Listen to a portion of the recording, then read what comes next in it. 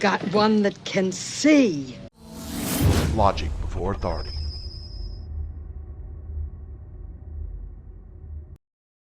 Hi guys, this is Daniel Alexander Cannon here on Logic Before Authority, part of the Supernatural Show Network.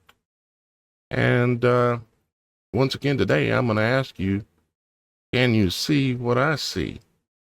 And I've updated a lot of slides, a lot of imagery, some more video footage, just building on what I'm already building on. And so we're gonna take a little bit of a review, a little bit, but we're not going to go all the way back to completely the beginning. I see Mike Smith, Super Mike, is in the house. I see my Southern Life, that happens to be my darling. I see Ann Gaylor. Good day to you too. And I see more people popping in. Everybody's coming on in. We are going to be talking about the supernatural world, the way God, our Father in heaven, created everything. And I promise you, some of the things that I'm going to show and reveal to you today are going to sit you back in your chair with your hand over your mouth, and you're going to be peeking out your fingers. It's going to be that good. I mean, I'm not joking. I am not joking. Before we get started on the presentation, I see faith and repentance here as well. But before we get started on the presentation, I got to do a little update on the October Superthon and how that has went over the last 24 hours. We're now on day, what is this? Day what? Day 1, 2, 3, 4. We're on day 4 of the October Superthon. The October Superthon is a fundraising idea that I came up with, different than the way I've done things in the past. And I'm keeping track of each person, what they donate, and all the details, okay? And I'm going to kind of show you some of that here in just a moment. I see Red Pill Infowar. And yeah, I guess this is a scrying mirror, ain't it? Yep. I see Mama Rages. Hey, what's happening, Mama Rages? And Gaylor, which I think I mentioned you already, but yeah, welcome to all y'all guys here.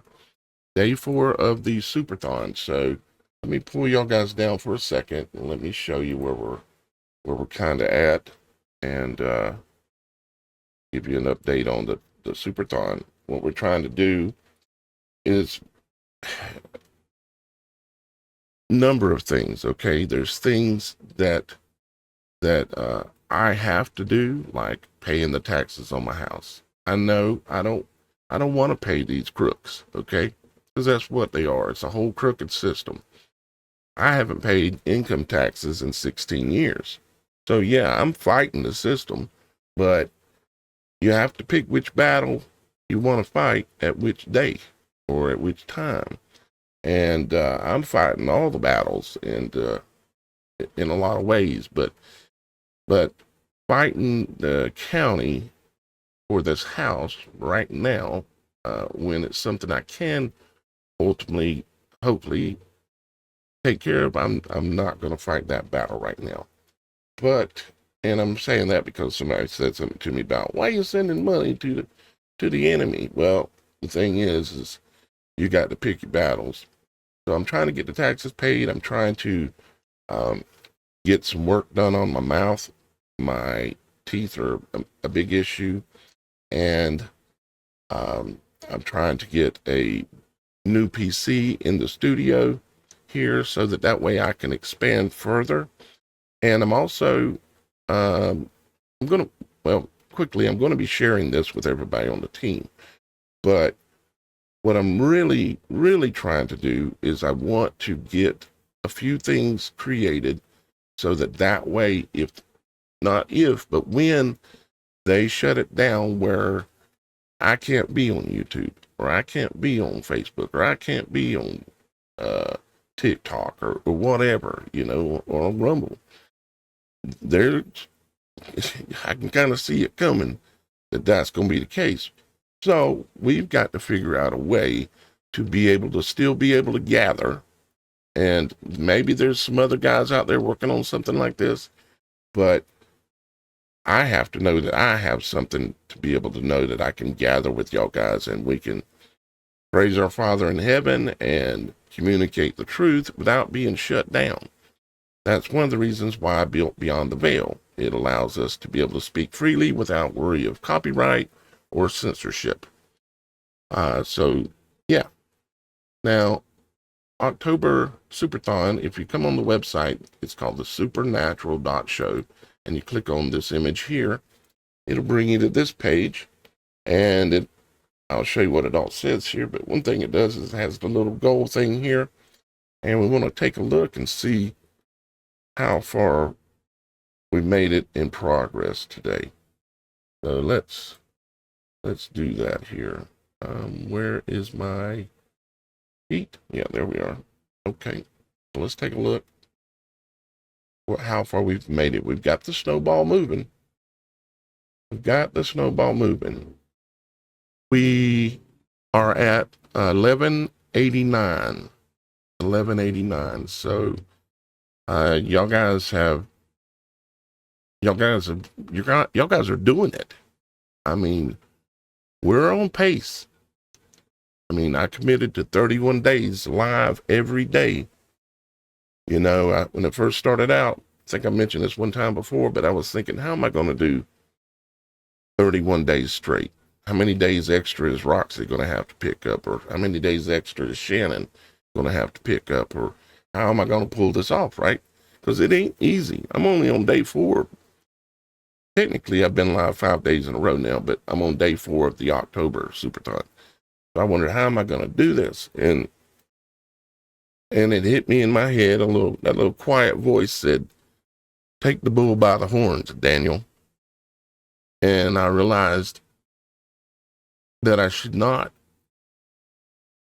put the weight on anyone on the team if I'm not willing to carry it and lead it. And the team, we have Roxy, we have Shannon, and of course we have Super Dave and Super Mike. But it just hit me and it made total sense. Daniel, you just got to do it. And on top of that, Roxy's on the shows, Shannon's on the shows, and they're doing their own shows. So they're contributing big time already. And I'd like to say thank you to those guys for what they're doing. And thank you to you for the ones here that are helping me achieve this goal. Because the things that I'm going to be able to do with these funds are for the very high. I don't like paying the tax thing, to be honest with you, at all. But for the most part, this is all righteous, and it's going to help build this network, this mission, this ministry that I'm doing, the service that I'm providing for the people. And you may say, if you're new here, what kind of service? It's called knowledge. It's the most valuable thing you can possibly gain in this world, because everything else in this world goes back to dust, just like our bodies. And so you can't take it with you. But what can you take with you? Well, we're going to look at scripture. We're going to look at all kinds of stuff and show you what can you take with you and what buys you the ultimate freedom. So I'm going to say, can you see what I see? And I'm going to show you. I can't see it for you, but I can show you. Like the old saying goes, you can lead a horse to water, but you know the rest. All right, let's see. Yesterday, in the last 24 hours, from one show to the next, we raised, the first day we raised $112.81. The second day we raised $543.70. And yesterday we raised $532.70. How amazing, how glorious. Hallelujah. Thank y'all guys so much. And we can do this. There's enough of y'all guys. We can easily do this. I have over 100,000 subscribers just on Logic Before Authority. 100,000 times $1 is $100,000. Now I realize it ain't going to go that way exactly, but we're headed in the right direction. And I thank you for that. And I pray that Father in heaven rewards you for what you're doing. And I will put those funds to good use. Some things that I need, and couple of things that I want and also need to improve what I'm already doing. Y'all guys have seen me go through great struggles in the last, well, long time, but let's say the last 6 months with technical problems, trying to bring the studio up in standard and getting things working really good. And now they are. And it was battling me and beating me there for a while. We had a lot of echo and technical problems and video not working and all kind of stuff. All right, so let's go through who has contributed real quick, and then we're going to get straight on to this. Okay? When I show you something about this flower here in a minute, it's going to blow your mind. I mean, holy moly. Just wait. Just wait. All right. So let's look at, or let's go over we'll go ahead and start from day one again because we're only 3 days in. We've got, or on the 4th day now, Kimberly G. Kimberly G. We've got Lisa C. We've got Stephen N. We've got David H. And that was on the 1st. On the 2nd, we've got Kimberly G again. And then we've got Super Dave. And Super Dave is one of our moderators, and he chipped into the pod. Just absolutely amazing. Then we've got Shannon, and Shannon is our co-host, and she chipped into the pod. Thank you, Shannon. And then still on the 2nd, we've got Sandra P. E. And then we've got John C. And we've got Leonard K. still on the 2nd. We've got Cell Stuff 911 still on the 2nd. We've got Dennis D. from the 2nd. We've got C. Austin from the 2nd. We've got, now moving on to the 3rd, which was yesterday, from yesterday's show until now. We've got Robin C. We've got Chris S. We've got Kimberly G. again every day. Wow. Thank you so much, Kimberly. And we've got Jessica R. We've got Hoyle S. And we've got Daniel L. Daniel L. He is really just an amazing guy. I speak to Daniel quite often, and I thank you, Daniel. We've also got Billy W. as well. So there's our list as to where we are right now, and we're going to do this. We're going to get this. It's well within our capability, and we're on par to make it. We're at 1189 right now. That is absolutely glorious. Thank you, Father, for touching the minds and hearts of the people out there and helping us achieve this goal. All right, so now let's go back to the comments real quick for a second and see what y'all guys are saying, and then we'll get on with the presentation here. Yeah, Mike, I agree. How about hit that like button if it doesn't hurt your finger too much? Just go click, and it's done. Super Dave, what's happening, Super Dave? And Let's see here. Red Pill went for war. Really? Okay. We've got Mike, of course, Mike Smith still. We've got, let's see.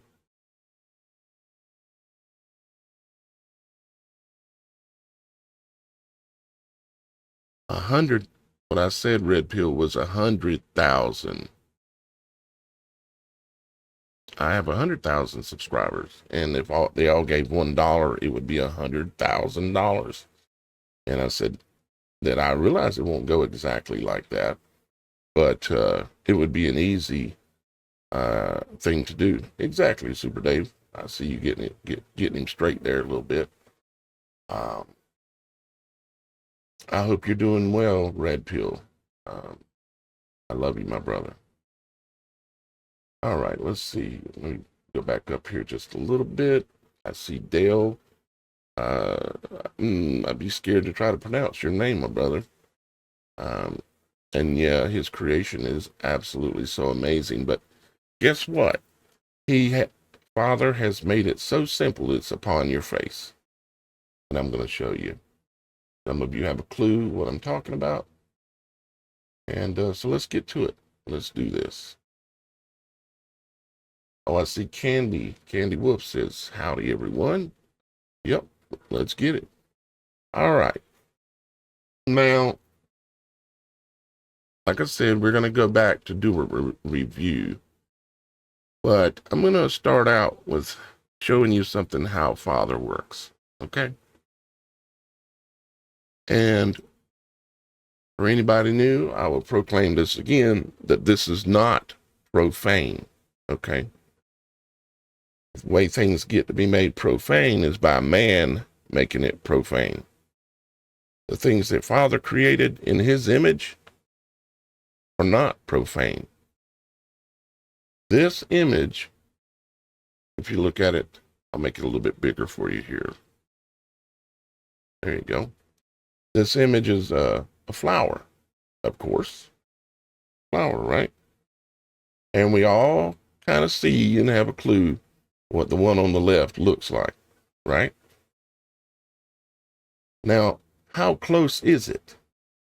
And was it intentional, and why? It's a flower. We know flowers produce seeds, meaning Genesis, meaning life, future life. Okay. And but let's pop out of that. I want to show you this. This is going to make your brain hurt. Now, we know what that looks like. Let's see how close it is.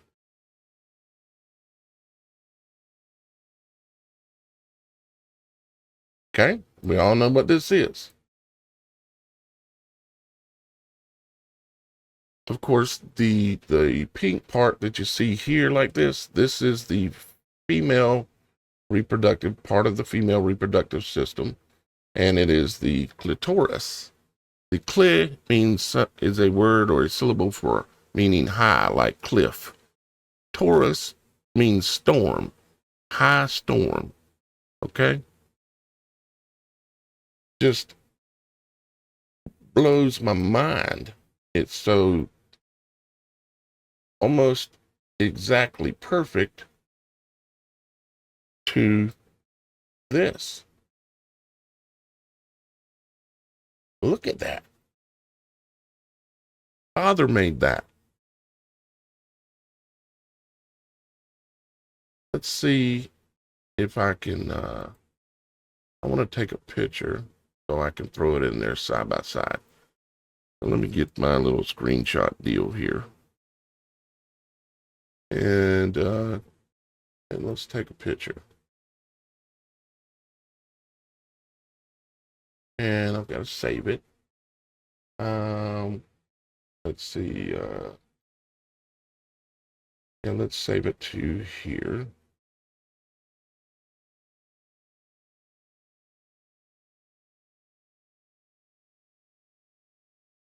All right. Now we can come back over here and we can insert it. Let's duplicate this slide. Let's get rid of this image. Let's insert this image in here from my PC. So let's go to Supernatural Projects, World, and the image of the clitoris. And now we've got them side by side. And like that.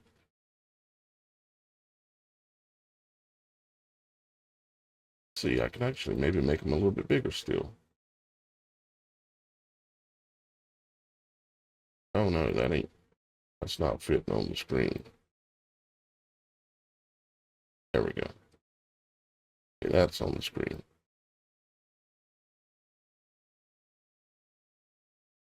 There we go. And then I'll make it big for you so you can.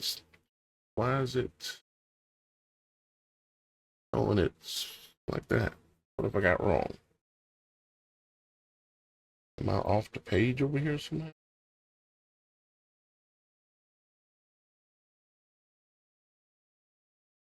On the page, right? Yep.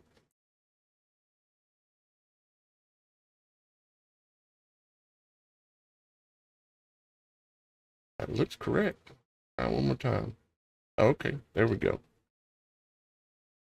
Wait a minute. It's the wrong slide. Okay, what is the deal here? Maybe I'm messing with the wrong one. No, not. What is going on here? My brain not functioning quite right, or what? Let's see.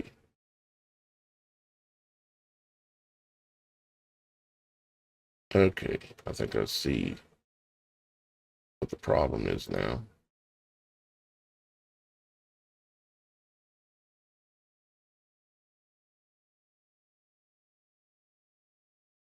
All right.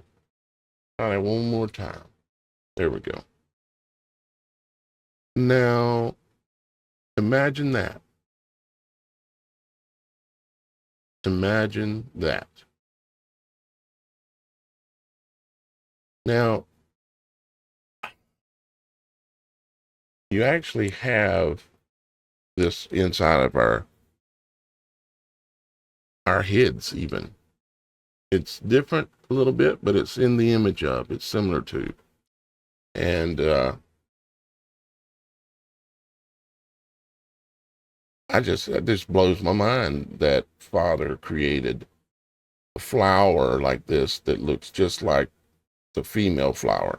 Okay. Of course that's inside, but it's still the same. It's still the female part of the female reproductive system. It's absolutely amazing. All right, so let's do our little backup, and we're going to come back to this again because I've got other things to talk to you about it. But we're going to kind of go back and do a little bit of a refresher. Okay? Comprehend and copy nature. Or I would actually say comprehend and know the answer. Study nature, comprehend nature, and gain more than you could ever imagine. I'm going to show you some quotes out of the Bible and the book of Thomas here in just a little bit that are going to blow your mind. Okay, so let's get going here. Okay, so I talked to you about it before. I'm going to move kind of fast in certain areas and slow down in others. That the Bible states that God made man in the image of himself. We also know that our children are in the image of us. And we also know that Moses' tabernacle and the two temples were made via the instructions from God in the image of man, which is also obviously then still in the image of God.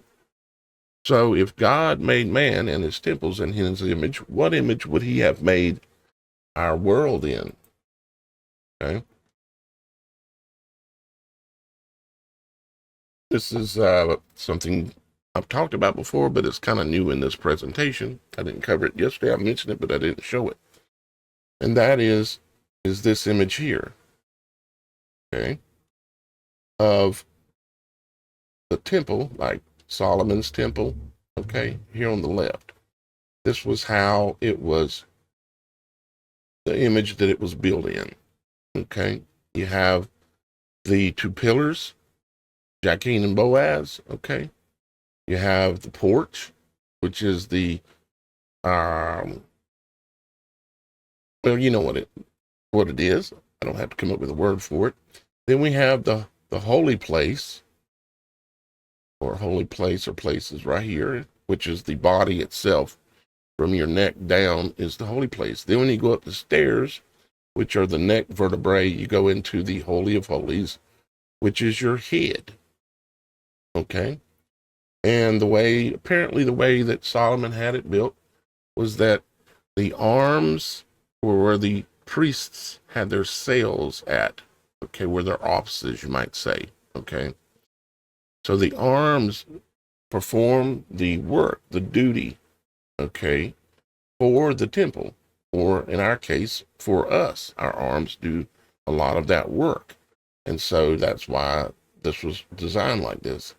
And you can read in the Bible where it goes over the exact design of this, and this is accurate, okay? And inside of the Holies of Holies, you had the Ark of the Covenant, okay? This is an exact, in the image of, replica of the human body, okay? And this is why the Bible tells you that ye are the temple, because ye are the temple. And in this series of videos, can you see what I see? You're going to know for sure you're the temple by the time we're done. And you're also going to know that you were built and made in the image of God, man and woman. And you're going to know that the heavens and the world that we live in is also in that same image, just not an exact copy. It's in the image of, it's a likeness, a similarity, if you get it. Kind of like the flower that I just showed you a while ago, and the female clitoris, how that, obviously they're not exactly the same, but they're in the image of, okay? All right, so let's keep going. I talked to you about the image of the fruit from the Garden of Eden, and that the image of the fruit, the reason why it is the fruit is because it is in resemblance of the female reproductive system. It is the gateway in which all life comes in. And I said, where is creation in the apple? Where is the Genesis? It is in the eye of the apple, the eye of the apple, which of course we can see looks like the female reproductive system again, and the curves of the apple look just like, once again, the female reproductive system, as well as also we know the term eye of the apple, or apple of my eye, and that the eye itself is another image of this same thing. If you took this apple and you cut it across ways, which actually I think I have that image in here, you can see the eyes, the vesica piscis that surround that as well. And so I kind of went over that, and I'm not going to go, I'm going to keep going, okay? So I also said to you, why did Adam and Eve veil themselves after picking the forbidden fruit? Okay, they veiled, it is said that they veiled what we would call their genitalia, or their private areas, right? They put fig leaves over them. And I said, what did they realize? Because their eyes were open, they realized that they were in the image of God. and they became ashamed because they had been tricked by the serpent, right? And there's a lot more to it, and we're going to keep going here. So here I compared the eye, the human eye, to the eye of a storm, whether it be a hurricane or a supercell. And this imagery repeats all the way down to the way your cells in your body functions. All these things, they whirl, okay? And the word that's being created for it is like Taurus, okay? It tours, it goes on a tour, or like a tourist. A Taurus, Taurus, okay? And you can even look at your body. Your body itself is called the torso, your main part of your body, the torso. You can turn left and right. Your body overall can also tour. You can go walk around in circles. You can go walk wherever you want. You can tour. And then you have the torso where it bends backwards and forwards. And then you have your head, your neck that's on your shoulders that can turn in any direction pretty much. You can turn and look left, look right. It tours as well. It goes backwards and forth. And then you have the eyes. The eyes themselves also tour. And they can roll in a circle, okay? And this is all important to understanding how we are in the image of the world and of the heavens and in God. God made everything in his image. Everything that was not, what's the word I'm looking for? Altered, I guess you could say, okay? And I also pointed out how the eye of the storm of a hurricane will expand and contract, just like the eye, the pupil of the eye, how it expands and contracts. And what causes the eye of the storm to expand and contract is based on the light, how much light and sun that it's getting, the energy it's generating, which is basically the same thing that causes your eye pupil to expand and contract as well. And I made notice of the fact that the apple leaf is in the image of the Vesica Pisces, which the Vesica Pisces is in the image of the female reproductive system. So there's a reason for all of this. It's all connected. So here, a few more images. The eye of the storm, the eye of the pupil, and the fruit. And what I didn't mention yesterday was the serpent. I didn't mention the serpent and how the serpent plays into this. Okay. Actually, I need to make one of these a little bit smaller to actually make this fit properly.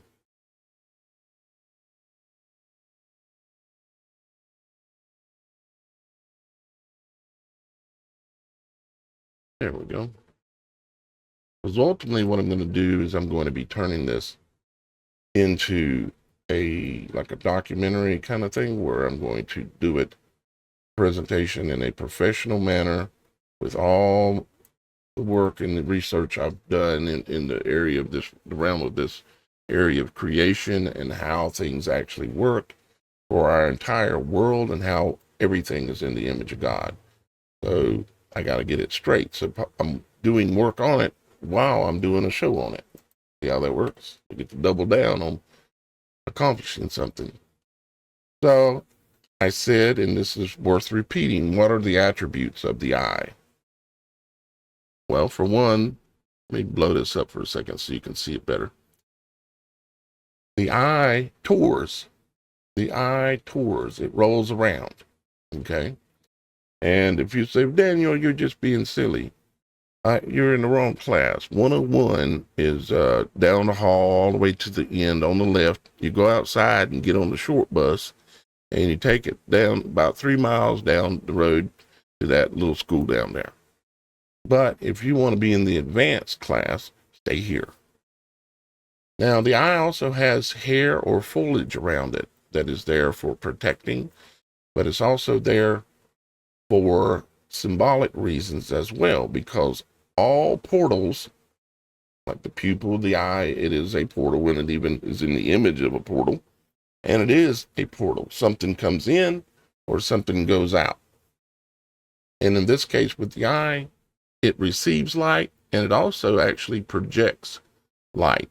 That light is can't be seen with the human eye, but it has been proven that it exists, that the eye actually puts off a light that is outside of its own ability to see it. Also, notice that it is surrounded by something that looks white. It's like it's surrounded by like ice. You might symbolically look at it like. And the eye is also filled with water, so it sits upon water. And the iris sits flat, in which we'll see that here in a minute. But you can see in the image down here on the bottom, you can see that the iris and the pupil are sitting flat back in there. And there is a firmament that is above it. Okay? And the pupil, you'll notice, is in the midst of the garden, or the pupil is in the midst of the iris. The iris is another word for garden or types of flowers. Okay? And you have water or rivers of tears that flow into it, into the eye. And of course, yes, it works for moisturizing. There's always functional reasons for everything, but there's also always symbolic reasons for everything. The overall eye shape is called a vesica piscis, the shape of a womb. And that womb, or that eye in this case, has two wings, a lower wing and an upper wing, just like the reproductive system, the vagina of a woman. Okay.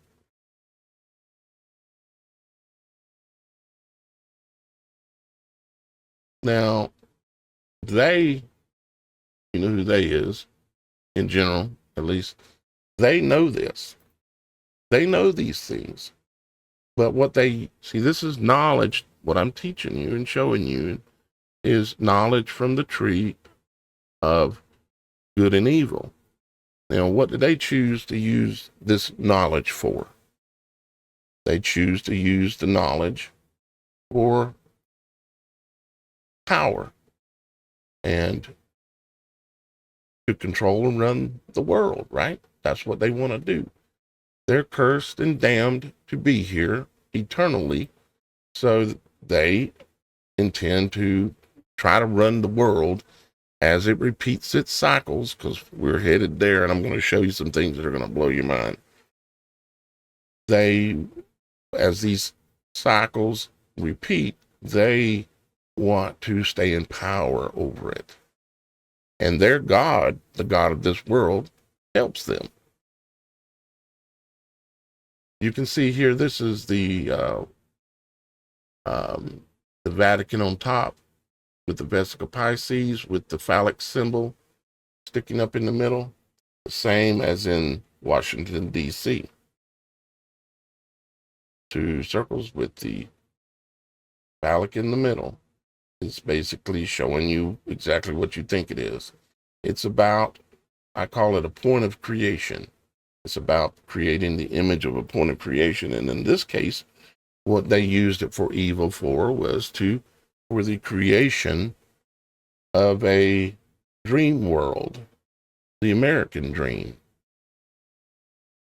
And in the case of the Vatican, it's the same thing. It's just another dream world. The whole world itself is a stage. It's a show. It's not what it really is. Okay. Now the Vatican itself is also a serpent. I don't have the imagery in here, but it is a serpent running down and into the river. The serpent symbolism is all over the Vatican, inside of it, outside of it, the entire roof of the building, everything, the murals, all the stuff.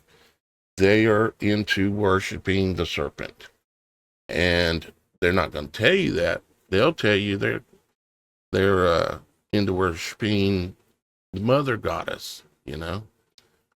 They're into worshiping Mary, but which Mary are they worshiping? And unfortunately, I don't believe Mother Mary can help you. Now, I'm not trying to insult anybody that happens to be raised Catholic. I was raised Baptist. Am I a Baptist? No. Am I a Catholic? No. I am none of those labels.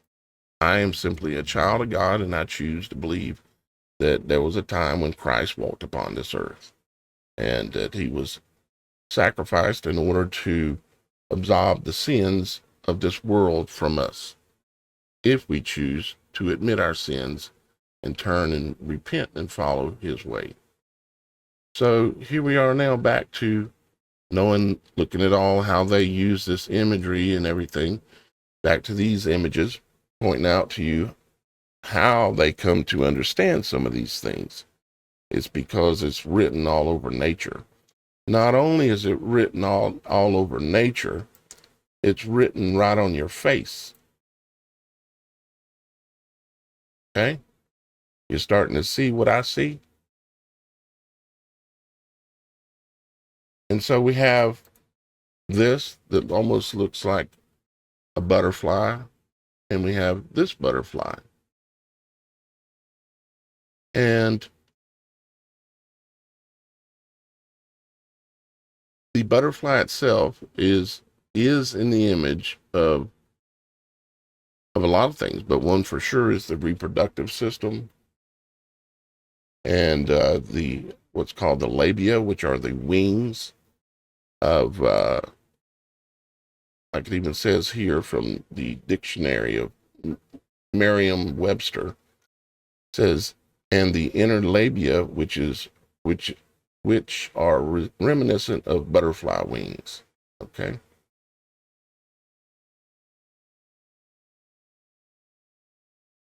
Now you have, like I said before, you have your two eyes. Okay. But you also have something else that's in your head, and which I showed you a little, or mentioned it before, showed a little bit. I'm going to show it again, but I'm going to do it quickly because I got a lot to get to. Okay. You have what's called in between your eyes, which are the two windows to the world and the two windows to your soul.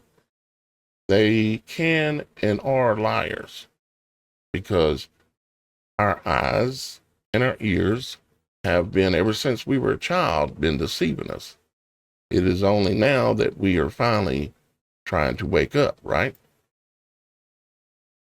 Finally. However, some will choose not to wake up. And there will be some that we will not be able to convince to wake up. Let me make that a little bigger real quick for you so you can see that eye pretty well. Just absolutely glorious. Thank you, Father, for giving me the energy to be able to do these shows like this now every day and be able to have time to prepare.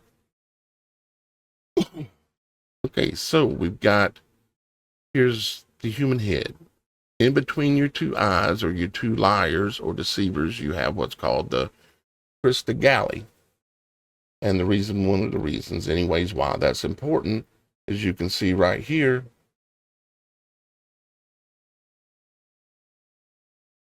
oops, let's back up.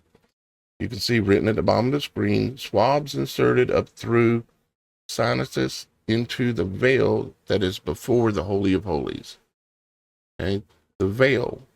You have a veil that is at the back end, the top back of your sinuses, where there is something called the ethix, or the ethoid bone, that has the crista galli. This is what they were trying to rub these swabs on, okay? Because they wanted to rub it on the veil that is in front of your Holy of Holies. Just like with the Ark of the Covenant. Now here, I've shown it, and I'll show it real quick again. This is the ethmoid, or the ethics. It's where the brain sits right on top of this, and it is the part of the brain that gives you your connection with Christ, with God. Okay, it is the fire within, and you'll notice that it looks like a cross with veils on it. It also looks like a boat. It has the oars or paddles or whatever you call those things that go in the water for a boat. You have the ports on the top, just like with the Noah's Ark portals that are on top of the boat.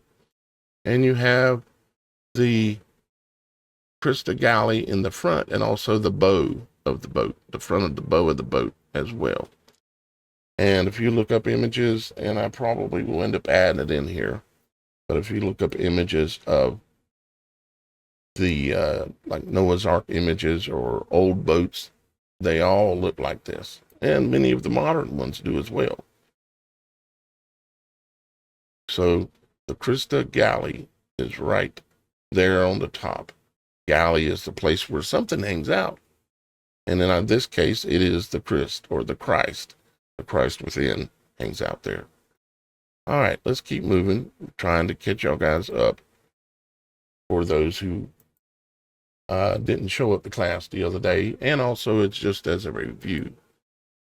These are flowers, and this flower is called the Christa galley. And you see the resemblance as to why it might be named the Christa galley flower. Okay? Because it's in the image of. Now, you can also see that this is symbolically similar to the flower as well. You can see that this flower over here, which is also called a Christa something, it's in that image again, just like the butterfly, just like the monarch. And this is the tree from this as well. And you can see that tree, you know what, let's copy that, and let's give that its own page. I'll show you why.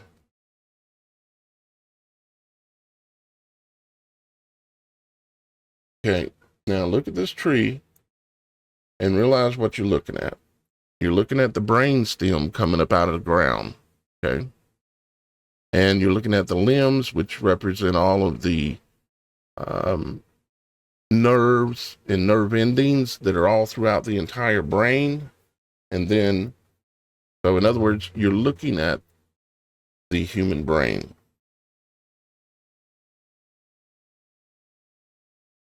That is what it's in the image of. Can anyone here dispute that?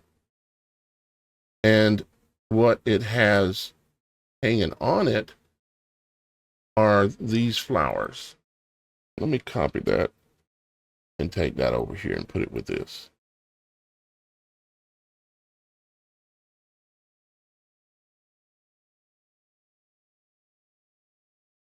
Make that a little bit bigger. Maybe even a little more. There. So now, can you see what I see? Can you see what I see? All right. So we were talking about and mentioned the Ark of the Covenant. The Ark of the Covenant. Because you have an ark in your forehead. And you have, it happens to be called the ethics bone, or the ethmoid bone. Okay?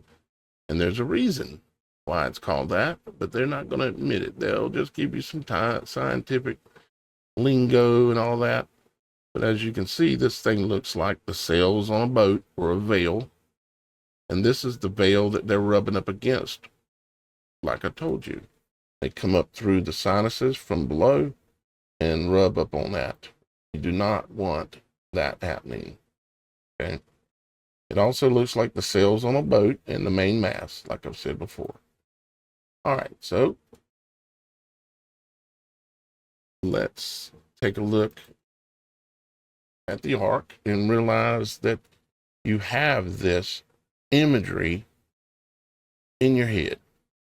You have this, let's see, I've told you about this, and I've told you, matter of fact, let me just pull it. I'll go ahead and pull it real quick so you can see it, and it's part of this presentation. Here we go. We're looking for the sphenoid bone. Here's your butterfly.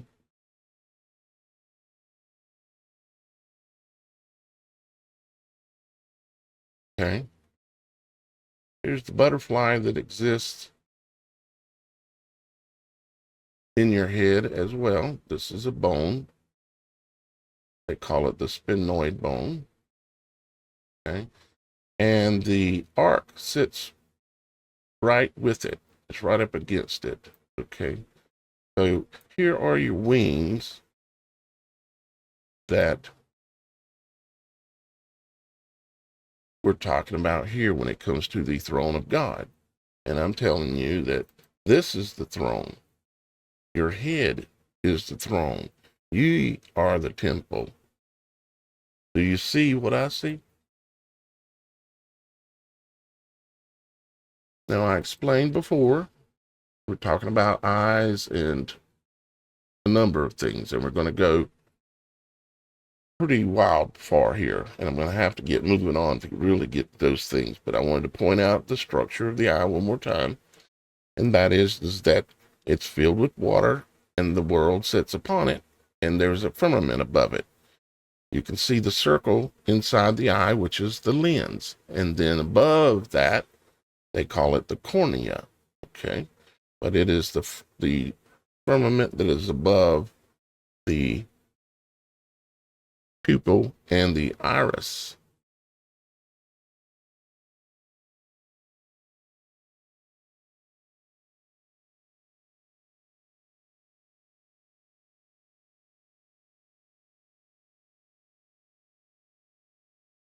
Isn't that amazing?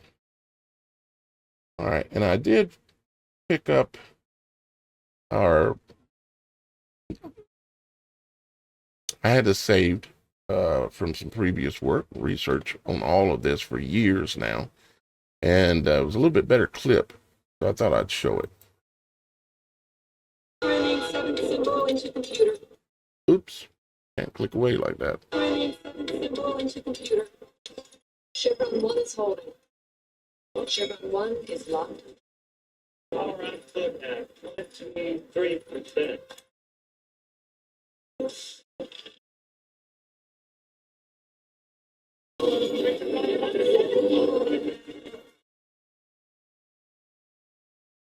Sorry. Just trying to blow it up for you. Chevron 1 is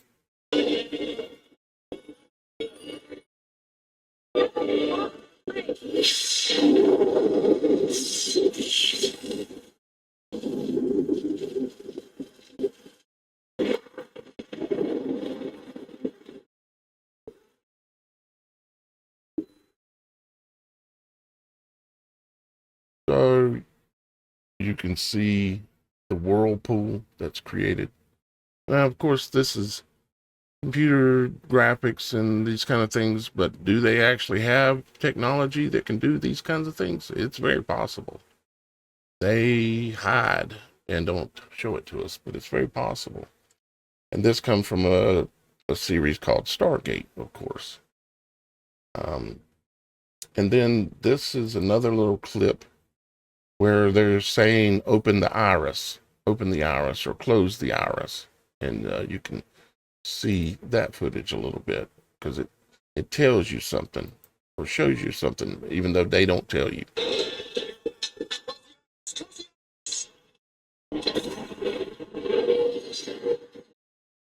Remember, only the right code will open the iris, and if you lose transmitter, you cannot get home. without sending the signal to open the iris, they'll die. Looks like that's your answer. Open the iris. Close the iris. No need, sir. We're getting an SG-1 remote signal. Everyone, close the iris. Disengage the Stargate. Open the iris. Let's hope they found SG-1. Open the iris. Okay, so you get the point. They're dancing and playing all around truth, but won't tell you the truth. They won't tell you really what's going on and how everything is in the image of God itself. Genesis 1:2, and the earth was without form and void, and darkness was upon the face of the deep, and the Spirit of God moved upon the face of the waters. Now you noticed there's always a lot of sparks when the portal, the gateway opens, or when something crosses, Very similar to how when a man and a woman come together and a sperm meets the egg, it produces a spark. And apparently, I'm going to have to pull that up and get it put in here.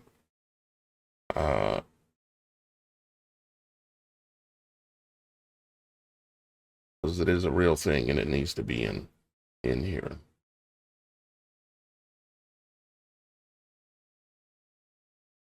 So let me pull that up real quick. I will go ahead and show it since we're here real quick. Some of you have seen some of this before, some of you haven't. And I understand that some of you have seen it and some of you haven't.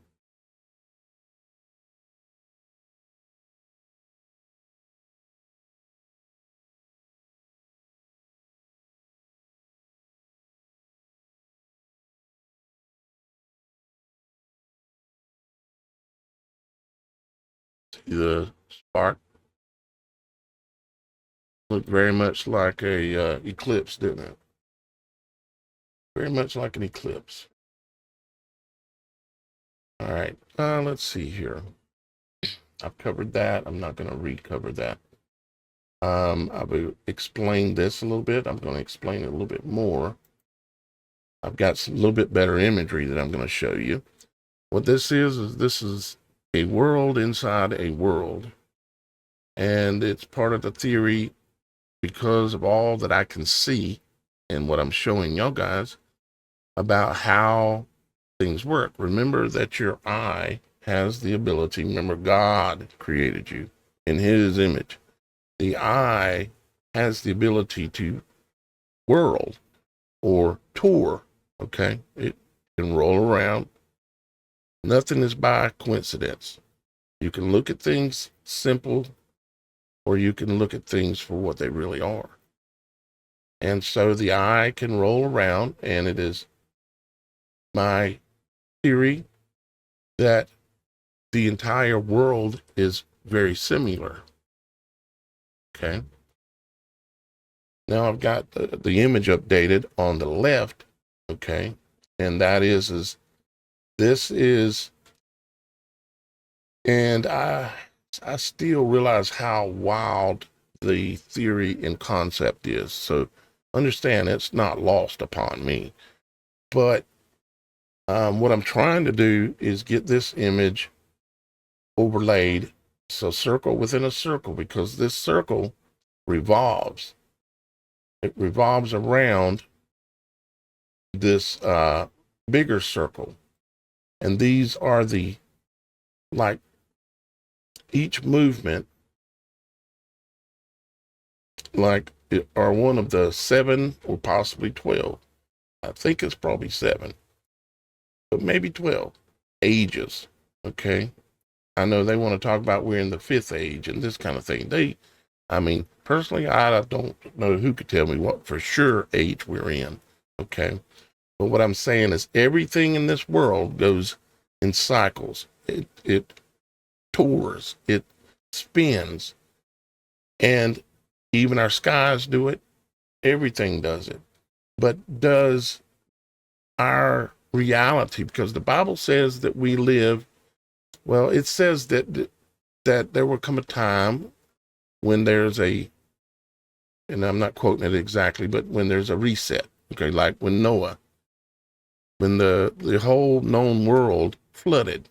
Okay, and there's certainly evidence out there that there have been times where there are a lot of places you can find that have been founded, meaning they're very old and they found them literally. And they repurposed them, fixed them up, kind of like the pyramids of Giza. If you go look at the oldest photos you can find of the pyramids and of the, what's it called, the Sphinx, they are way older than we can possibly imagine, because our world that exists inside of the bigger circle, which it tours around, is much older than we think and much bigger than we think. It's just like how the eye can roll around in the head, and the head itself can roll around, and your body itself can tour, and your whole body itself can tour, just like your torso. And you go on tour, being a tourist, and using the language and the words that we've got. Okay. On the lower right-hand side here, you're looking at the way a hurricane kind of works. Okay.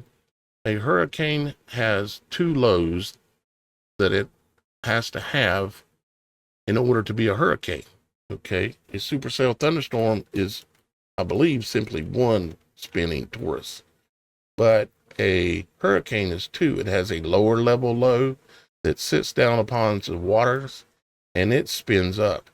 And then there will form an upper level low that it will form off to the northeast, and it will have to come in and slide in and mount. So as the lower low gains some strength, it'll pull in the upper level low, which is where normally most of the moisture and the rain and everything is at. I call it the wet low, which is on the upper northeast side of the lower level low. Okay.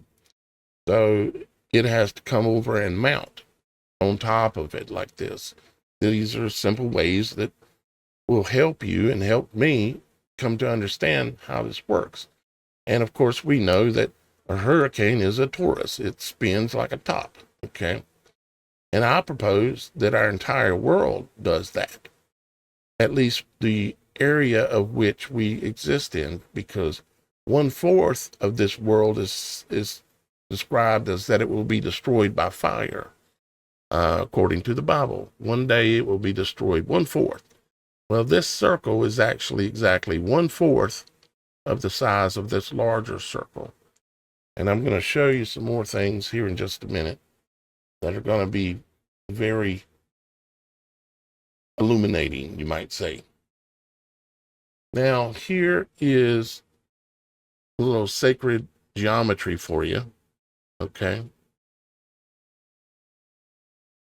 And a little bit different way of looking at something, okay?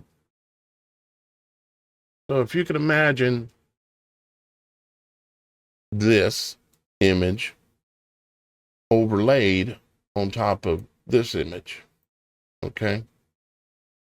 Which I'm going to try to get done, but I couldn't make it work yet. If you notice in this area right here, let me blow this up a little bit. In this area right here, you can take some maps, like I think it's Mercator, or there's another one. The name is slipping my mind at the moment. But you can come here and look at the lunar surface, because the lunar surface is not what they tell us it is. None of the craters show that there are any so-called meteors that are hitting it from any angle other than straight on. All the craters, just like all the craters on Earth in our world, they're also perfectly round. There were no rocks that came from an angle. So that therefore tells me that it is not what they told us. And over time, I started to wonder, what is it really? And it finally hit me as to what is it really? Now, I'm not saying so says God, okay? But what I'm saying is consider this, that we could exist in 1/4 of this image here, and it's actually about right in here, okay? Let's see here if I could turn, oops, let me turn that image a little bit. If I take this and turn it something like that, maybe a little bit more, something like that.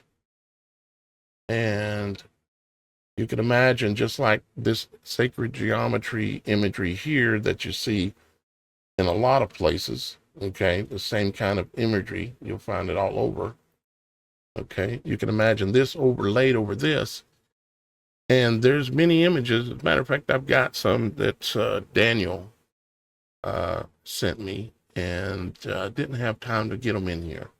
But I want to get the original ones that were better quality and put it in here with this, so that it's all overlaid and makes sense, right?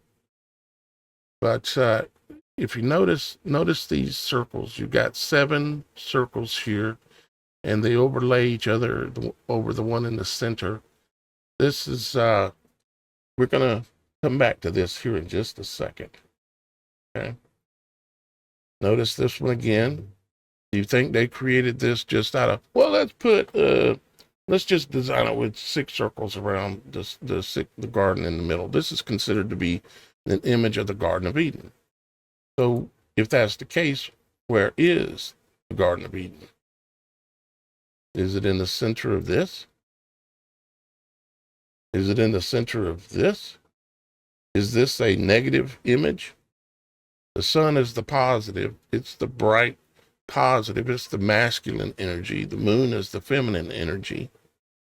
But is it a reflection upon the dome, upon the firmament? Is it a reflection? And if it is a reflection, is it a reflection of where we live? Is the question. So let's look at these 7 circles. These 7 circles, let's consider them a little bit more, okay? 7 circles, 7 days of creation, right? And I believe this is located inside of Notre Dame, okay? Which is, Notre Dame, of course, is a building that is a basilica that is built in the image of a woman. That's literally what Notre Dame means. It means Our Lady, okay? And if you consider that, in considering the fact of what I'm showing you when it comes to the feminine side, being the moon, it can start making some sense.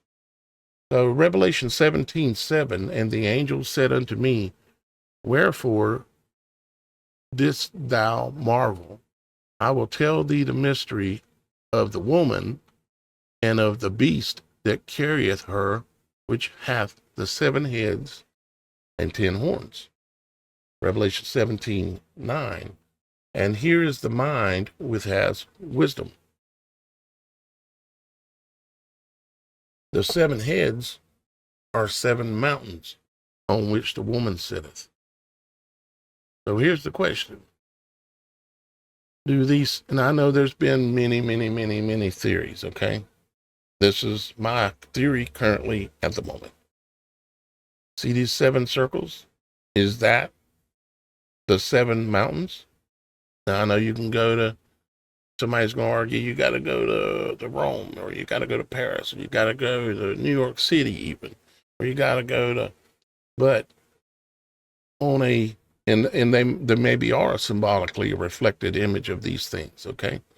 Because sometimes there's more than one answer to a question. But the question is, at this point, is, are these symbolically could they be considered the 7 mountains or the 7 areas of our world? Okay. All right. Revelation 17:10. And there are 7 kings, 5 are fallen, and 1 is, and the other is not yet come. And when he cometh, he must continue a short space. 17:11. And the beast that was and is not, even he is the 8th, and is of the 7th, and go into perdition. And I added a note here: 7 kings over 7 lands, over 7 times, or 7 ages. Again, I'm willing to reconsider, and will always continue to reconsider even my own words, okay? But is it possible? Maybe.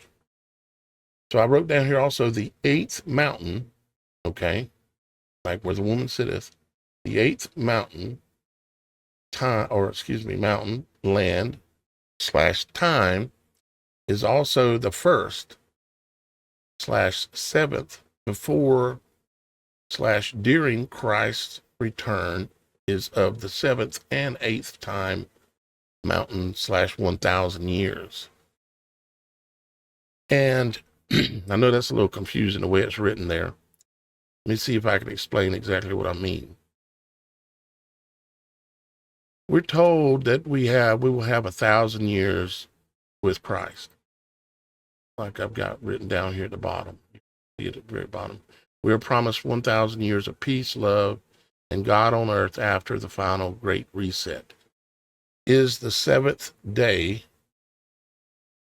and this is the 7th day and the day of 1,000 years of rest. What I'm asking that, okay? Like, is that what this is talking about? Is it possible that I'm right? And if we are truly in the end times, that means that we will move soon into a new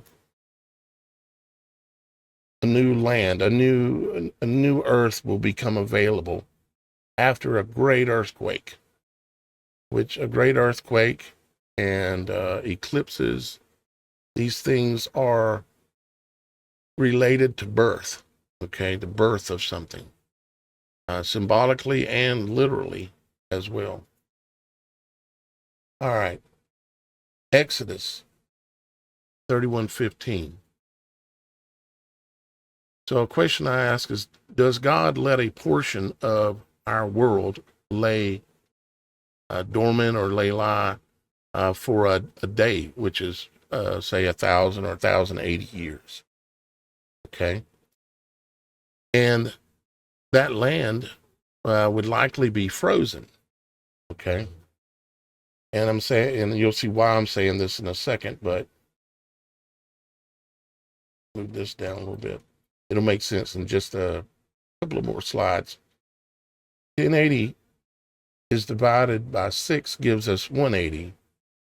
What's interesting is that the screen resolutions for the computers and electronics that we use, they all match periods of time, which is very strange and very interesting. Let's see here if I'm at the right one. Yeah. So you've got 180, 360, 720, and 1080. Are these uniquely periods of time?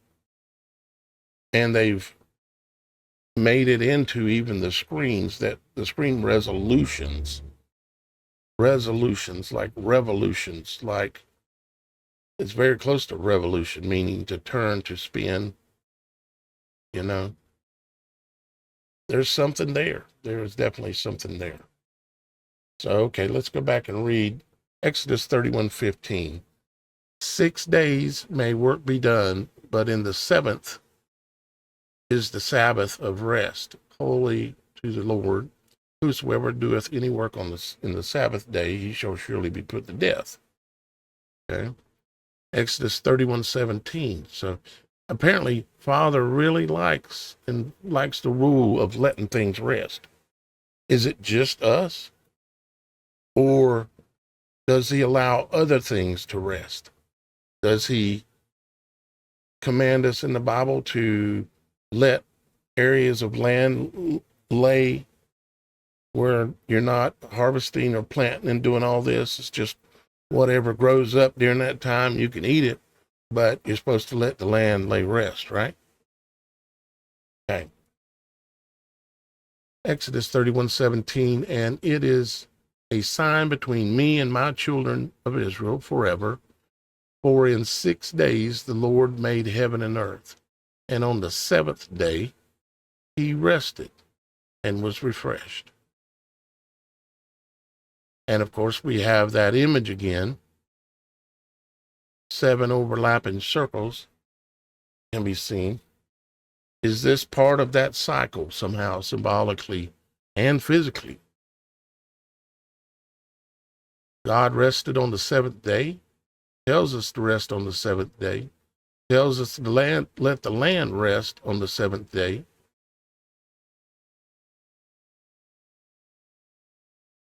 And I asked the question, did he also build that into the world's design? It's very interesting to me, at least. Here's Daniel 4. This is Daniel talking about King Nebuchadnezzar, right? And is at the end of 12 months, because we're going to start looking at the number 12 here in a minute, but we're still dealing with 7. But number 12 is coming up because it's important. At the end of 12 months, he walked in the palace of the kingdom of Babylon. The king spake and said, is not this great Babylon that I have built for the house and of the kingdom by the might of my power and for the honor of my majesty? While the word was in the king's mouth, there fell a voice from heaven saying, O King Nebuchadnezzar, to thee it is spoken, the kingdom is departed from thee, and they shall drive thee from men, and thy dwelling shall be with the beasts of the field.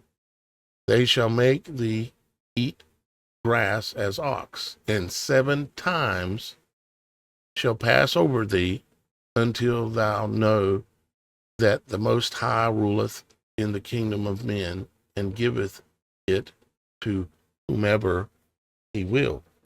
Now, is this just talking about Nebuchadnezzar is a question I might have. Or is there a message for all of us in that there will be 7 times that all mankind will have to go through in order to reach the 1,000 years? Now, are we in that 7th time? If I remember correctly, if you look at, I could be wrong on this. If you look at the, let's pull it up and see. Maybe we need to look. What is the, what Jewish year are we in? The New Year. Jewish New Year.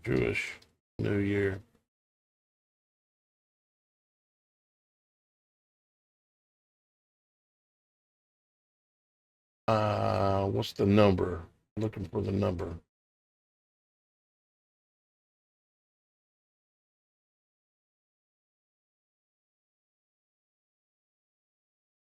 Did I see it right there? Nope. All right, where's it at? I don't want the actual New Year's date. I want what is the current Jewish year? Maybe it's this one? No, that's on 23. So that would be, we'd be at 86.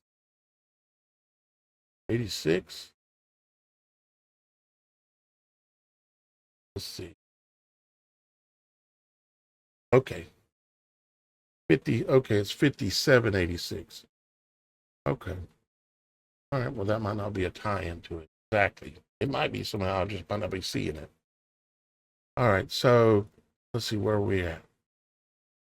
So, anyways, I was asking the question: Is this 7 times shall pass over thee? Is this only? It just means, what does it mean? 7 times, 7 days, 7 years, 7 ages, and is he just talking to Nebuchadnezzar, or is this a bigger message for humanity?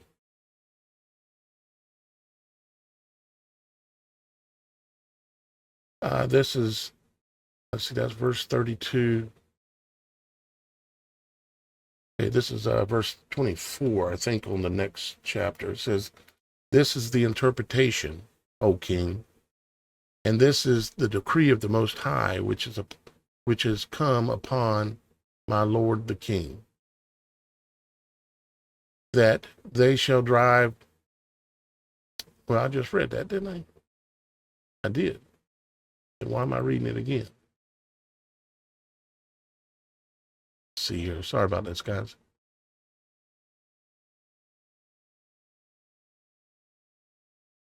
Okay, so we'll just go with reading. Okay, so why 7 times? What is a time? Do we know yet? Astrologers maintain that an astrological age is a product of Earth's slow precessional rotation and lasts for 2160 years. Okay, so on average, one great year equals 25,920. A 25,920 year period of precession. 12 zodiac signs, 2160 years. So again, the number 12 zodiac signs. And if I recall correctly, or if my memory works, wasn't it 12 disciples and 12 tribes also? But this 2160 thing brings us back to this chart again. 2160 is considered to be 4K, ultra high definition. And then you've got HD, which is half of that, which is 1080, and then 720. And above that, you've got in 2160, it goes to what's called 5K at 2700 and 8K at 4320, which is the double of the 4K, of course. They don't do things for just no reason. Let's just add this many pixels. No, they're doing it for a reason. I'm not sure why they are doing this when it comes to resolution or revolution, or somehow this is tied to time, I guess is what I'm seeing, but I'm not sure. All right.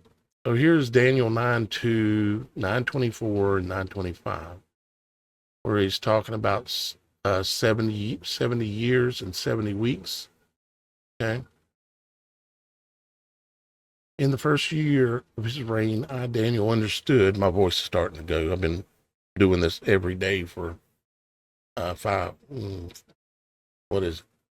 Tuesday, Wednesday, Thursday, Friday, Saturday, 5 days straight, and I'm starting to lose my voice.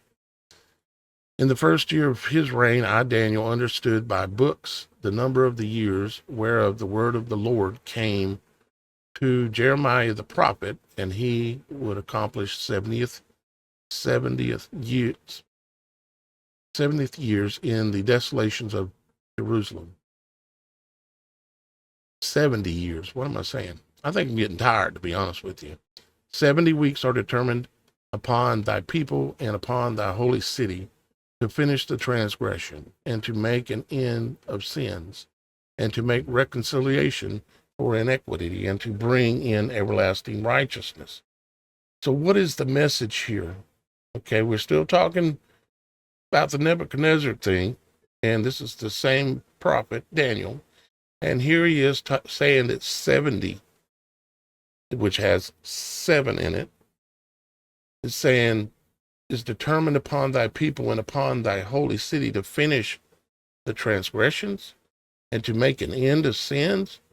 Is it a coincidence that 7 again is tied into what I was showing you earlier? You know, these 7 circles, the whirling of the world. Okay, is it 7 times? Is there a tie there? Okay, I'm just asking. It says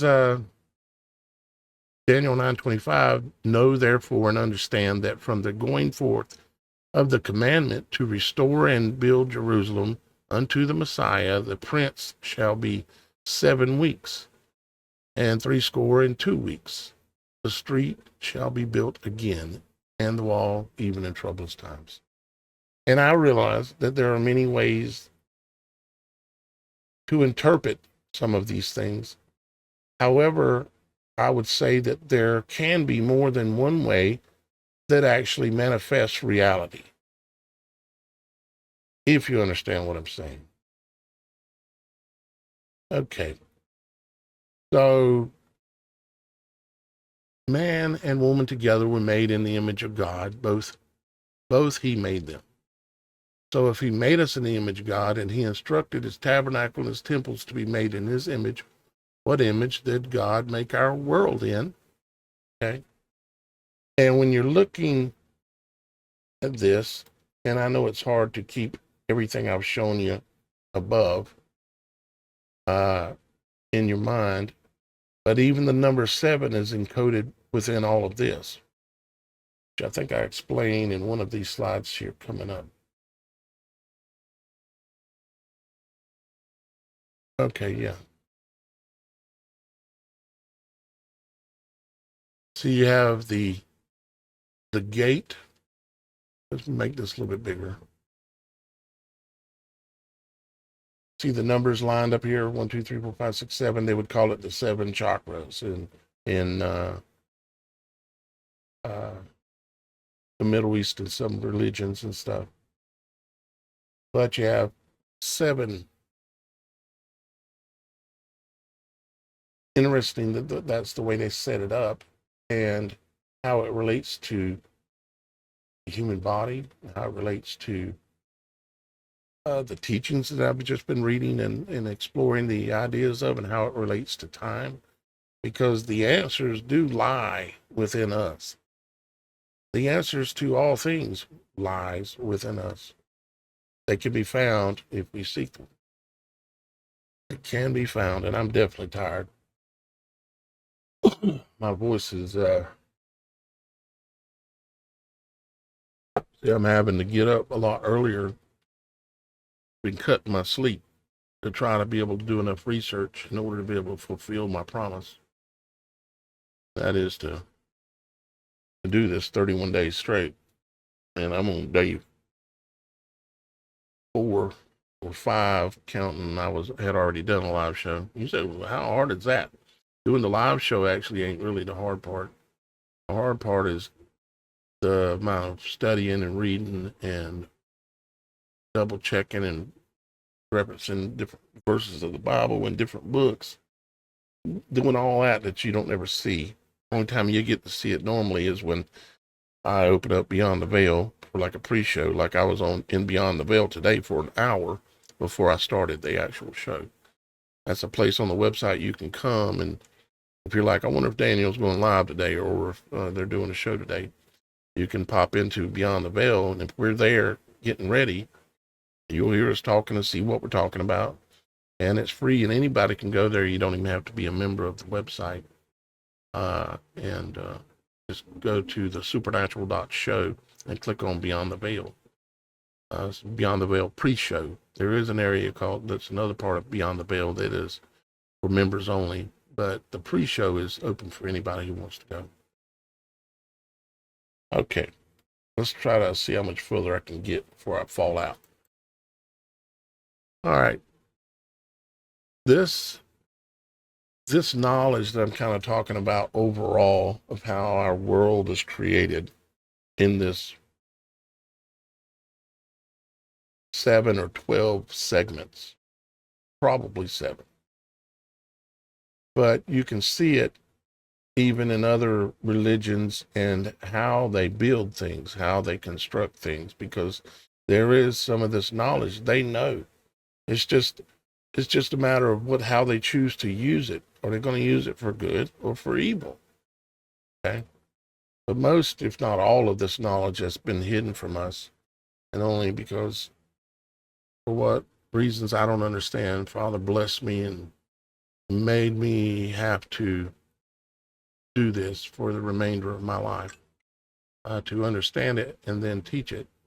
You'll notice this is Mecca, and it says First Ring Road. And they're continuously building here, okay? But there's some things that catch my eye, like First Ring Road. That's a big ring that goes around Mecca, okay? And then they come in concentric circles. You can see that they're still doing tons of construction because they're building something in the image of something. If you notice right down here, there's something on the ground that looks kind of interesting. It looks like a cathode, kind of like the Catholic religion. The reason why they say the cath, okay, the cathode or the Catholic, it has to do with something they don't talk about for sure. If you look, you can see that it is like little wheels, like a wheel inside of a wheel kind of thing. And they have 1, 2, 3, 4, 5, 6, 7, or do they have 8? 1, 2, 3, 4. Okay, so these have 8. But there's these little, there's 1, 2, 3, 4, 5, 6, 7 of them, like little cathode symbolism. Okay. And for whatever reason, there's 7, and I happen to notice it. And notice how they're building these big giant rings, and how it seems to be like they're trying to build an image of something. Okay. All right, let's see. Let's try to keep going. Here, this is just another image showing you that same thing with all the people gathered. Now, you know, at Mecca, of course, what did they do there? Back here, they whirl is what they do.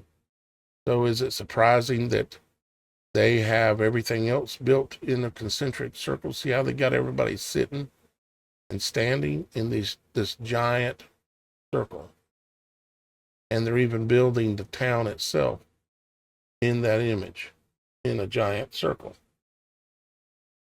Think that's all just a coincidence? I don't think so.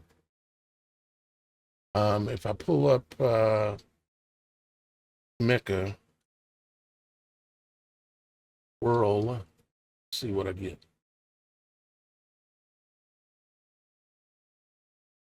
Well, get what I figured I'd get. Okay.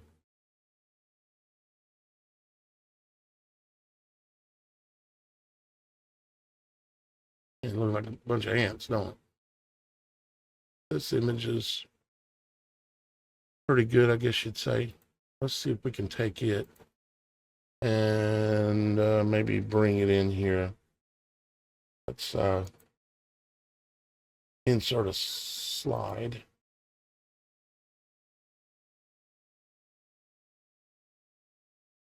Let's just throw that in there, and maybe one more if there's one that shows it a little bit differently. And of course, we know that there's the cube, black cube at the center.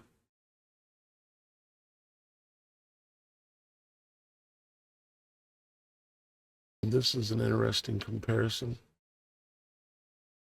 It's about magnetism, energy, and the flow of the spin of the storm. So I would think that would be appropriate, probably. Yep.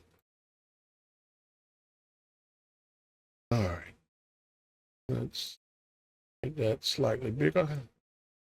There we go.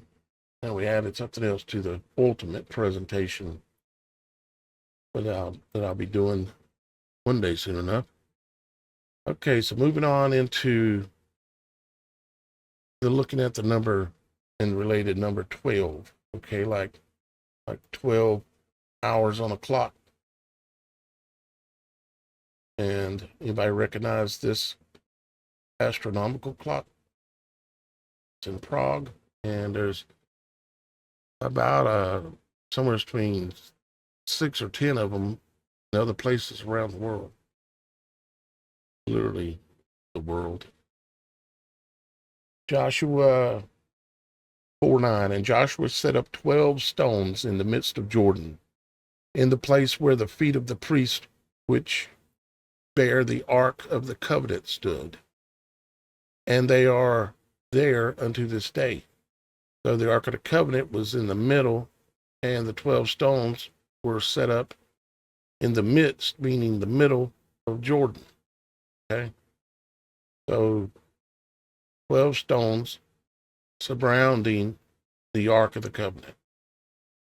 Okay. Joshua 18:24, and Cherepharmonia and Ophi and Gaba, 12 cities with their villages. Joshua 19:15, and Kadoth and Nahala and Shimron and Idalah and Bethlehem, 12 cities with their villages. Joshua 21:7, the children of Merari, their families had out of the tribe of Reuben, and out of the tribe of Gad, and out of the tribe of Zebulun, 12 cities. So you got 12 stones, 12 mountains, 12 lands, maybe 12 cities, 12 lands, 12 houses in the heavens. You have 12 constellations, right? According to them, we do.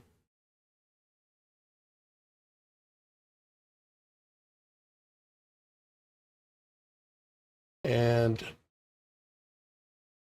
all right, let's go ahead and go here. So here is a depiction of the tabernacle. Okay. And why was the tabernacle of Moses and the 12 tribes arranged in concentric circles, one after the other? It's just a question I'm asking. Surrounding the temple or the representation of their God, just kind of like in Mecca, they have that black cube, and then they have the people running in circles around it. Okay, it's all tied to something, and I think it's bigger than what most people realize, which is why we're talking about it and doing this presentation. Matthew 10, and when he had called unto him his 12 disciples, he gave them power against unclean spirits to cast them out and to heal all manner of sickness and all manner of disease. Now the names of those 12 apostles, the first Simon, who is called Peter, and Andrew his brother, James, and the son of Zebedee, and John his brother, Philip and Bartholomew, Thomas, and Matthew the publican, James the son of Alphaeus, and Lebbaeus, whose surname is Thaddeus, Simon the Canaanite, and Judas Iscariot, who also betrayed him. Is 12 and 7 not favorite numbers of the Father? Apparently it is. So keeping in mind the whole world concept and the whirling inside of a world, or the world inside of a world, man, I'm getting tired. I don't know how much longer I'm going to be able to go today. How long have I been going? Oh, I've been going quite a while. Okay.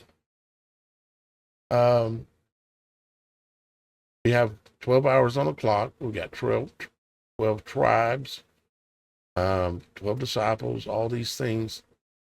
And what I'm wondering with this clock here is there a secret in plain sight here?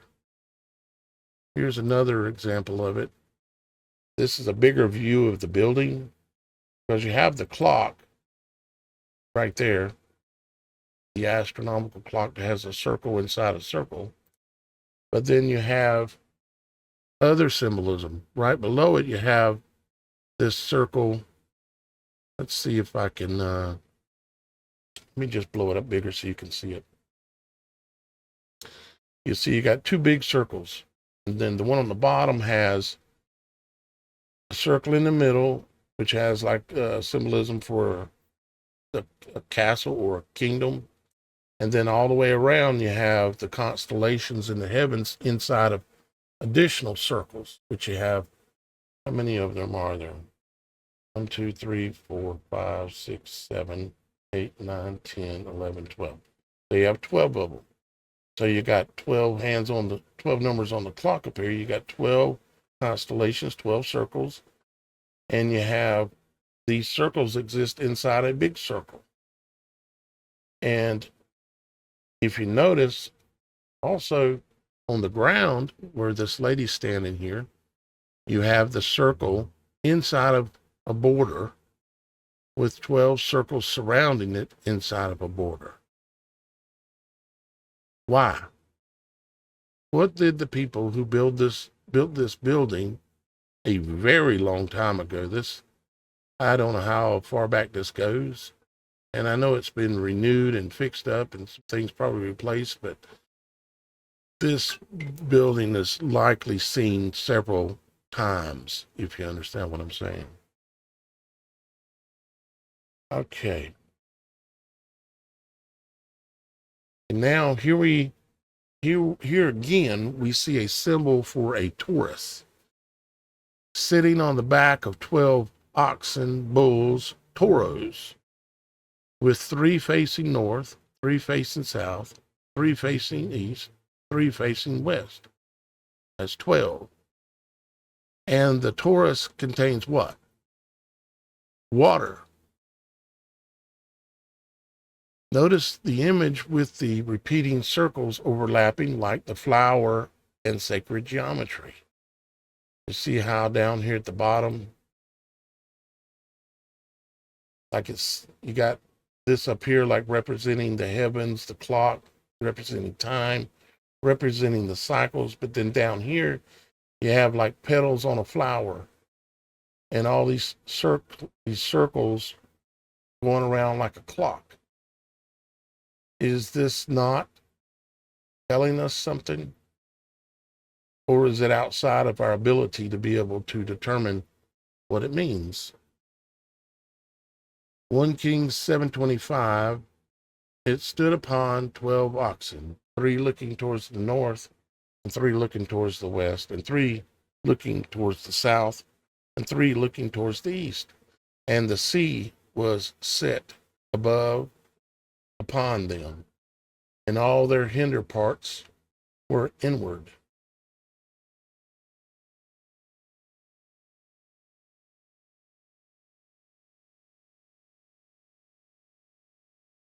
And I wrote in the Taurus, which represents the earth sitting on the flower. Is this not symbolism for the world set inside a Taurus filled with water, which is first thing mentioned in Genesis? This is where I suspect the name Tartaria comes from or is related to, which again, is somewhat of a theory, I guess you'd say. Okay. Revelation 21, talking about 12 gates, 12 tribes, 12 angels, 3 gates, windows, times to the north, and so on. Verse 9, and there came unto me one of the 7 angels, which had 7 vials full, and of course we're seeing the 7s again, full of the 7 last plagues, and talked with me, saying, Come hither, I will show thee the bride and the lamb's wife.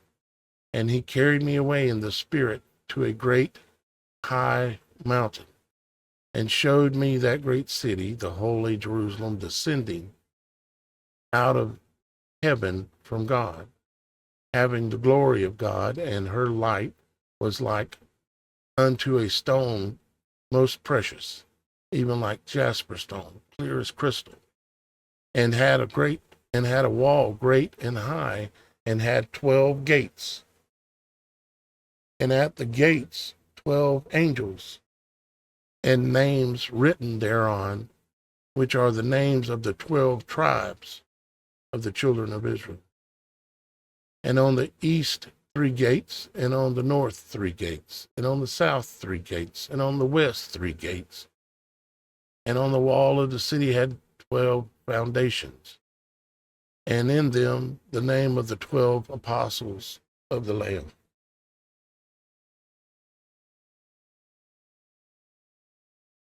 Her light was clear jasper stone color with which is greenish, like our northern lights. A great wall surrounding the city, like the wall around, just reading a couple of notes I put down here, wall around the temples and the tabernacle. Not sure what I was saying there exactly, but it is interesting, the northern lights, and I know what they tell us about it. But if our world is truly like, let me go back up to here. If our world is truly like this, or like this, okay, then this center part here, right at the very, very center, there would be something that would be the midst, okay? Let me copy that. Copy. Let me give myself.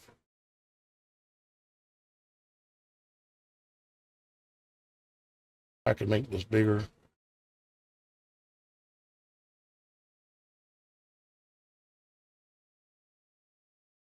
Okay. So the center of the circle would be the midst, you see? So it is the center. Is this where the Garden of Eden is? And does this also represent the land that will become available and, like, literally or symbolically descend from the heavens? I don't know for sure, but I am very curious, and I'm very tired. I am very tired. Let me see.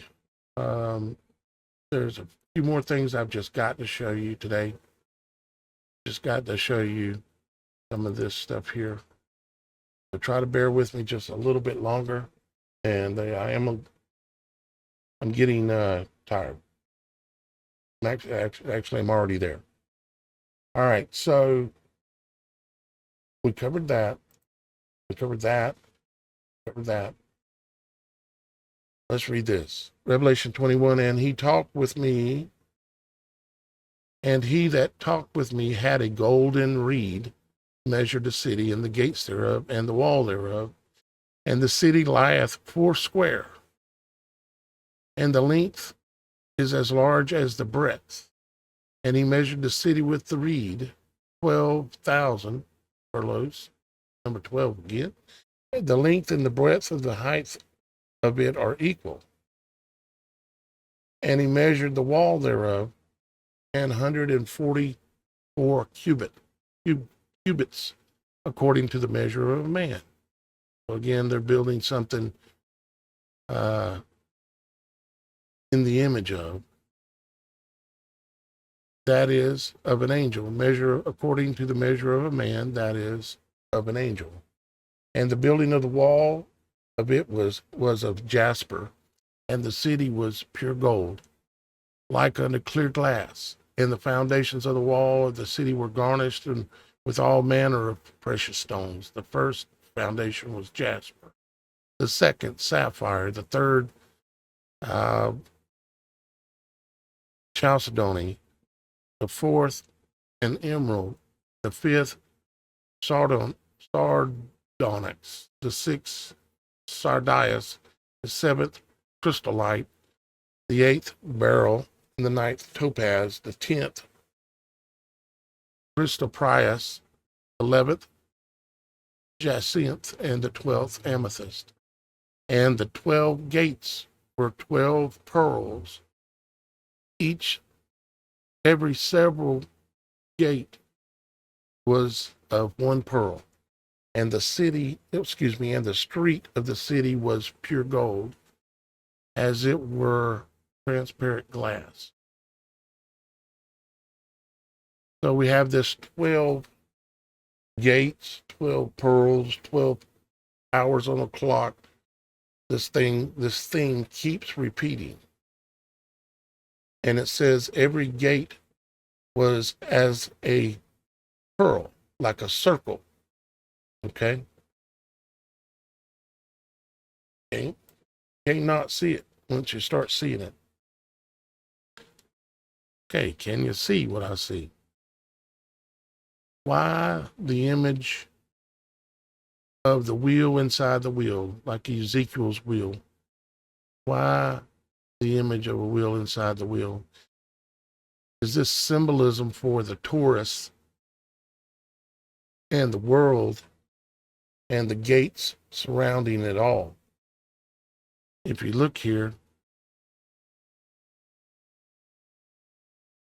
it could be seen that way for sure. All right, let's see here. A couple more frames. This actually comes out of the Gospel of Thomas. It's important. So listen to this. It says these are hidden sayings from the living Yeshua spoke, that the living Yeshua spoke. And Yehuda Tama, the twin, recorded. And he said, whoever discovers what these sayings mean will not taste death.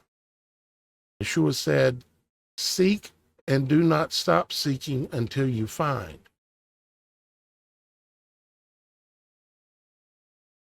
When you find, you will be troubled. When you are troubled, you will marvel and rule over all. Yeshua said, if your leaders tell you, look, the kingdom is in heaven, then the birds of heaven will precede you, meaning they'll beat you there because they're already in the skies, right? If they say to you, it's in the sea, then the fish will beat you there. They will precede you. But the kingdom is inside you and it is outside you. When you know yourselves, then you will be known, and you will understand that you are the children of the living Father.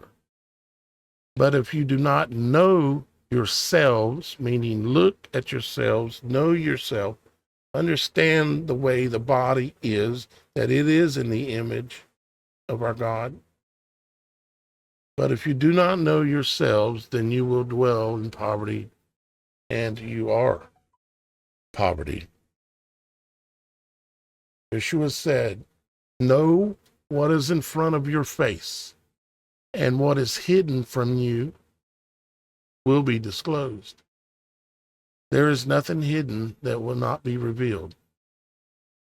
Do not lie, and do not do what you hate. All things are disclosed before heaven.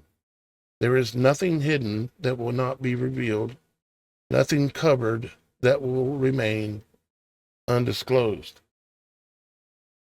I hope you see how that relates to what we're doing today.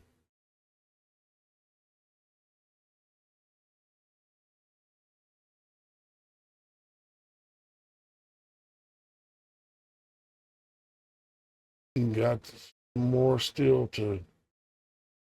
bunch more to do, and also there's more to add to this as well. But I think I've got to give my voice a break, guys. Give myself a break.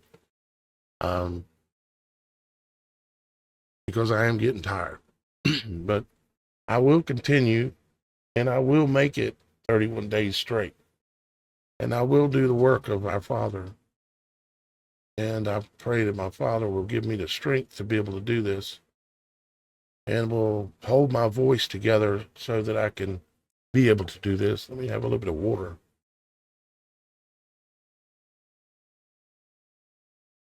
Because like he instructed me to do, to take the bull by the horns. And so I did. Guys, again, I greatly appreciate y'all guys continuing to push for me and to make this idea, the Superthon thing, work for me and also for our show, our team here. We all work very hard. Some of you have no idea. Some of you probably understand. And now we're working even harder than ever. I hope you'll support the Superthon.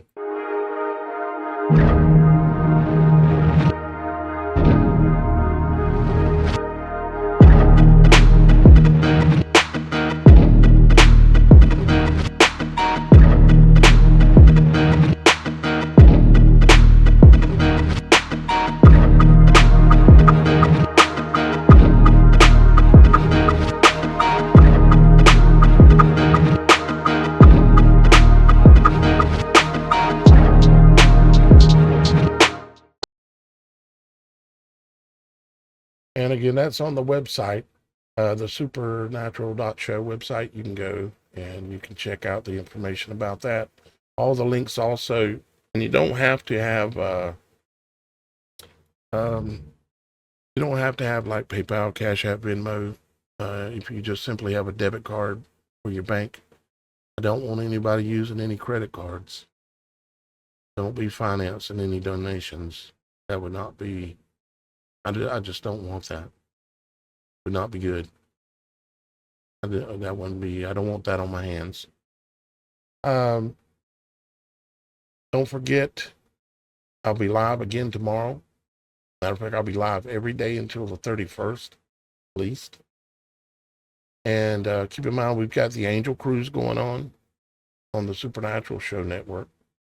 And we've also still got the tinfoil hat contest going on. We extended it until Halloween. Okay, the day after Halloween, either the day over or the day after, someone's right there, we'll announce the winner. We've already got several more entries. So if you want to have some fun and create a tinfoil hat for something, whether it be yourself or maybe you make a tinfoil hat for your cell phone or whatever, be creative. Think about it. Think outside the box. Okay. You can submit all that on the website as well.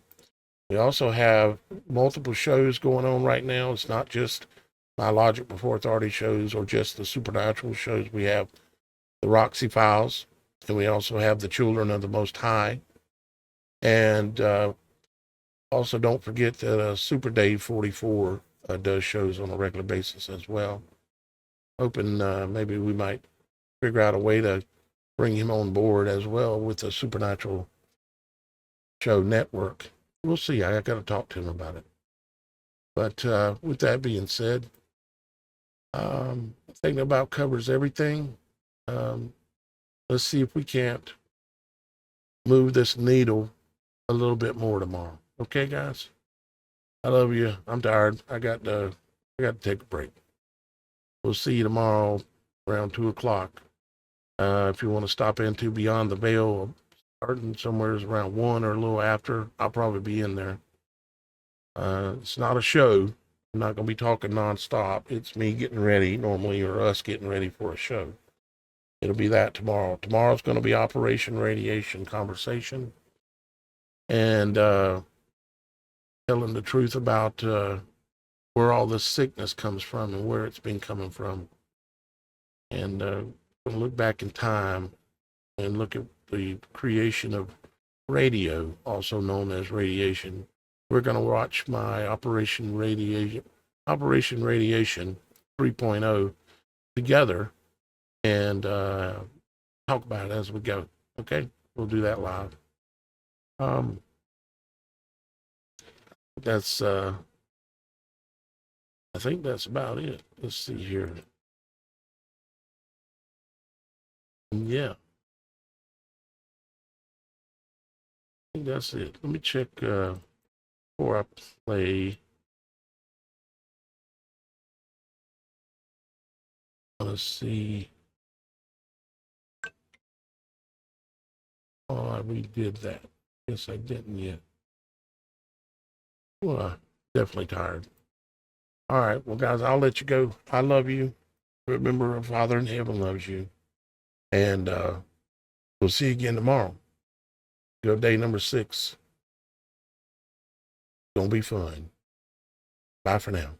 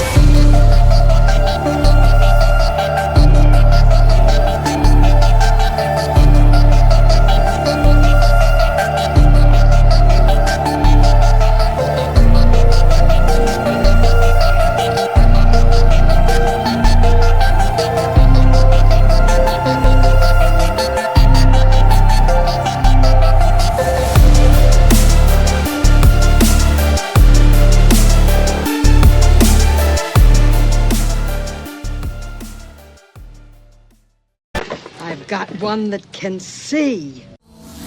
Logic before authority.